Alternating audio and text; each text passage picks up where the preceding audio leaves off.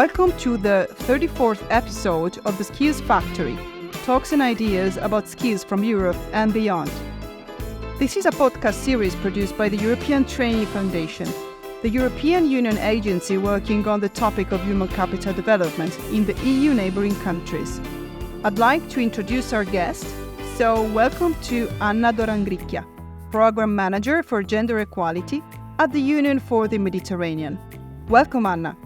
Thank you to you for this kind invitation. It's a pleasure to be with you today. Thank you again.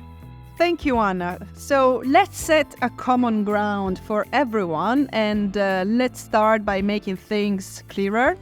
What is the Union for the Mediterranean in your own words? The Union for Mediterranean is an intergovernmental organization of 43 member states, 27 from European Union, from MENA countries, from Western Balkan, and from Turkey.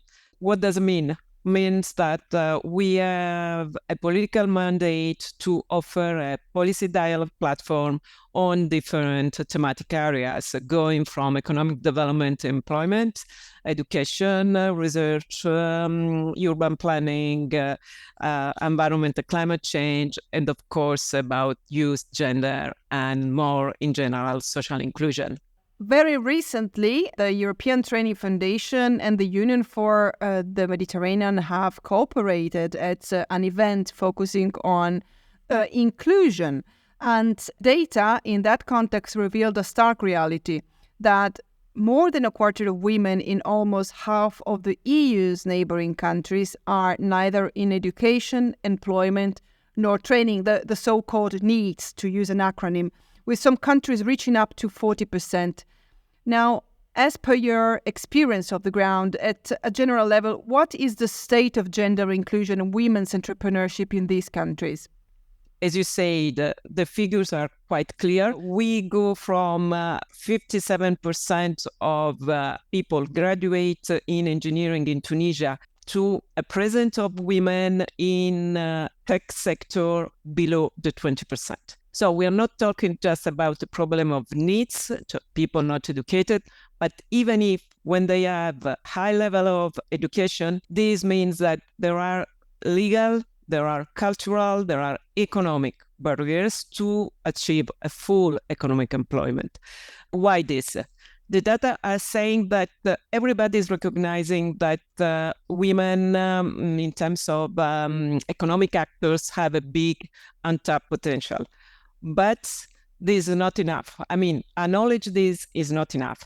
This means putting in place public policies, enabling conditions, working with private sectors, bridging the vocational educational training and the private actors, meaning updating the curriculum in order to have a STEM, science, technology, engineering, and maths dimension. This means giving all the enabling conditions for needs for women in this condition to have access to education. We need to think about how to support women to get a full economic integration.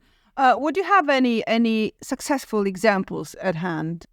We launched the MENA Women Business Club in 2021 for 150 women. We have a national ambassador in each country. Some of them mobilize funds from external investors. We are going to launch a project for an online incubation program in Lebanon for 20 women entrepreneurs working on waste management and plastic recycle. We are going to launch a new program for social innovation on agro-food value chain for women entrepreneurs. We would like to work on women in the perspective of social entrepreneurship. We cannot do this alone. We need the public and private partnership, but we need also to work a lot with institutions working on vocational educational training and upskilling and reskilling. This is fundamental for us because, especially talking about the future of the work, we need this kind of intervention from everybody. Very recently, Ambassador Jean-Paul Grech, who is the Deputy Secretary General for Social and Civil Affairs Divisions at the Union for the Mediterranean, drew attention to the economic potential of women in the Euro-Mediterranean region. And he said, investing in women could lead to a 25% increase in GDP. So how to convince the skeptics that this could be actually a line of action that would lead to benefits in these countries? All the data confirm that if you look more pragmatically at the economic performance rate of women entrepreneurs, all the data say that they are performing better, not also in terms of incomes, in terms of revenues, but in terms of job creations. There are countries like Morocco and Jordan who have adopted the new strategy for sustainable and inclusive growth, where specific pillars have been devoted to women economic empowerment. Tunisia has recently launched a new strategy for female entrepreneurship. So there are good signs in view of untapped this potential for growth, but still, unfortunately, the figures show that we are not still there. There are only 1% of impact funds investing in women-led company in the MENA region, when the average in other region is 12-15% at least. So on this sense, there is a lot of work in terms of awareness, in terms of training, capacity building program to be implemented. Only 1% of impact funds is allocated to women businesses in the MENA region. Is it why the Union for the Mediterranean has decided to organize a big event in March 2024 with the Union for the Arab Banks in occasion of Women's Day? Yes, this is one of the reasons why we decide to co-organize with the Union of Arab Banks, which is an umbrella organization gathering the main financial institutions in the regions, like the central banks, but also the private banks, to focus on the gender gap in financial inclusion of women entrepreneurs in the region. Why? Because we consider that if we don't talk with the financial actors, we will not go further in women economic empowerment.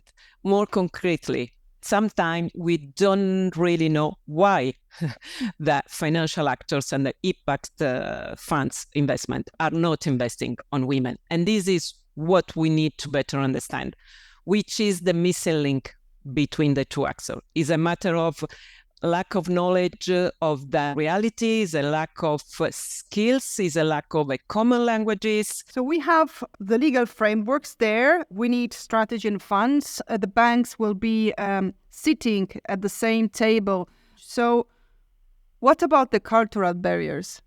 How much is that still impacting change? And do you see differences in between 43 countries in which the Union for the Mediterranean has been working?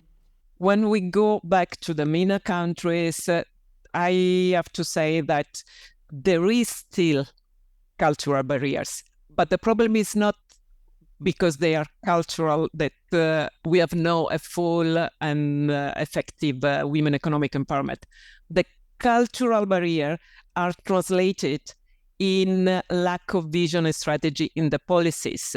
So it's just not a matter of gender bias or stereotypes. If you don't realize that when you are planning your urban transport, you have to take into account the specific needs of women working and need to go from one place to another, and there is a matter of a time schedule in terms of security, you are preventing women from fully using the labor market opportunity or to have access to education. This is why it's so important to fight against the stereotype, but it's also important to fight against the lack of full knowledge and capacities and skills in planning better. Are you saying that one of the biases that can happen when thinking about women involvement in the job market in the MENA region is attributing full responsibility to cultural barriers, and this would mean not seeing what the other obstacles are, and these are obstacles we can still work on? Absolutely. And having said that, I would also like to say that the narration should change, because if we keep repeating that what matters most is the cultural barriers. The risk is that we are going to use it as an excuse.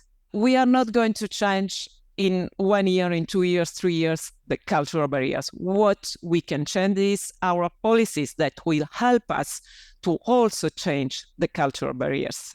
And this is where we need to work more. And when I'm talking about generation, I'm talking about political, economical, social level. There is an optimistic perspective in this sense, because everybody is recognizing that you cannot think sustainable, peaceful, and well-being society if you don't have 50% or 51% of your population on board with full rights, because women are working.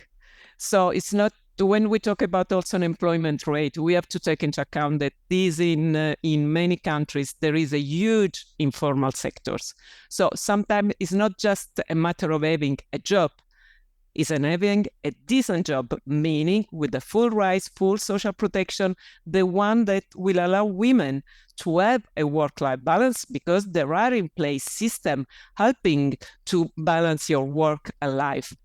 Many women in the southern neighborhood are working, and they are also taking care of their families. We're talking about countries with very young population still. Thinking about the enabling factors that are supporting women's employment, what about support to fathers? Support to fathers in devoting time to family and childcare? What about policies which are supporting families with a more holistic vision? In terms of policies, in terms of labor market, the right for maternity leaves is recognized in all the countries. But unfortunately, when we talk paternity leave, we are not still there.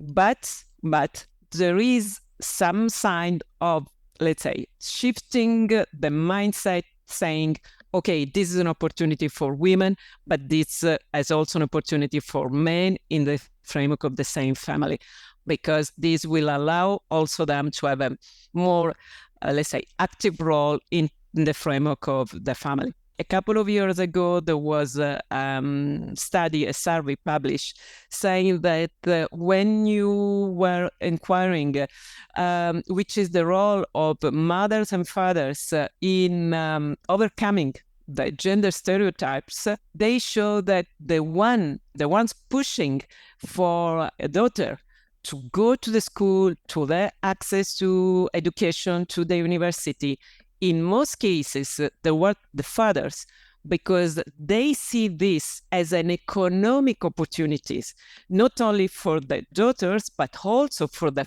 full family. When sometimes mothers can tend to reproduce the same pathway, the same stereotypes. So because it's too risky, it's too challenging, it's not safe and secure, and so on. Fathers sometimes see positive economic evolution of the situation of women as indeed an opportunity. So we should try to not start from, a stereotype ideas, and we have to support this kind of process, this kind of pathway. If we leave them alone, really it will be a big, huge missed opportunity for all the region. I'm not talking about the MENA, all the region. Europe and North Africa. The Union for the Mediterranean is cooperating in this endeavor also with the European Training Foundation, and the organizations have formalized their cooperation in 2022 with something that we call the cooperation of intent. Now, what's the meaning, seen from your perspective? From our point of view, is absolutely a successful cooperation, and the event that took place 10 days ago in Barcelona about inclusive labor market policies was a good example. And when we talk about cooperation, we talk about women, but we talk also youth. We talk about people with disability, and we are in a period, in an era where we talk about mobility, about migration. So all these areas are absolutely relevant, and the expertise of European Training Foundation in terms of data providing, in terms of training and peer learning exercise are absolutely valuable for the activity of the Union for Mediterranean.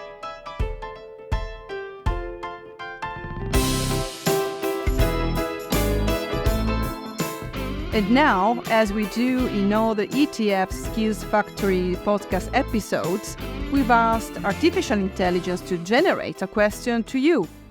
So, Anna, here is a question prepared by ChatGPT. Anna, considering the cultural diversity within the Union for the Mediterranean, how do you navigate conversations around gender issues without imposing a Western-centric perspective? This is a good question, thanks to ChatGPT. The answer that is not coming from ChatGPT, but from myself, is that, we deal with people, with human being. And when you deal with human being, if you are able to communicate, to share knowledge, to be listening what they are, their needs, what they are, their expectation, the cultural barrier will not be there. Thank you very much, Anna, for this exchange. I'd like to close this conversation by a question which is focusing on you, because you have joined the Union for the Mediterranean 3 years ago after more than 20 years in project management at an international level. We want to know what made you embrace this new adventure. Well, this is one of the questions that they raised me during my interview when I was selected for the Union for Mediterranean. I was really curious to see what does it mean being on the policy levels. What can be done in terms of bringing the experience from the field levels to improve the outlining, the elaboration of the policy levels. And it's an interesting experience. So we want just to work with other people, really providing concrete projects that can help women. And just to give a concrete example, one of the projects funded by the Union for Mediterranean was about the economic inclusion of women in rural cooperatives in Morocco and Tunisia. And during the final conference of the project, we invited a woman from a really remote area of Tunisia. And she spoke in Arabic, when generally she speaks in dialect. So she made a big effort. And in a 5 minutes of intervention, answering to my question, which was the big benefit of this project that was in terms of training, capacity building, skills, and so on, she answered, you know what? This project gave me the opportunity to become visible. For the first time, I was visible to my family, to my children, to my village, a local community. For the first time, everybody recognized me. I have a value, a social value, an economic value. And for me, this was the big change that this project brought to my life. And for me as UFM, this was a very small but good example what we can do if we cooperate with people to change their life. Thanks to Anna Dorangricchia, Program Manager for Gender Equality from the Union for the Mediterranean. Thanks for having been with us, Adnan. Thank you to you again. It was a pleasure. Thank you again. As always, this is not the end. And thank you very much to all of you who have been listening. We invite you to follow the Skills Factory podcast on all our platforms. And on behalf of the European Training Foundation, stay tuned because there is much more to come. Goodbye.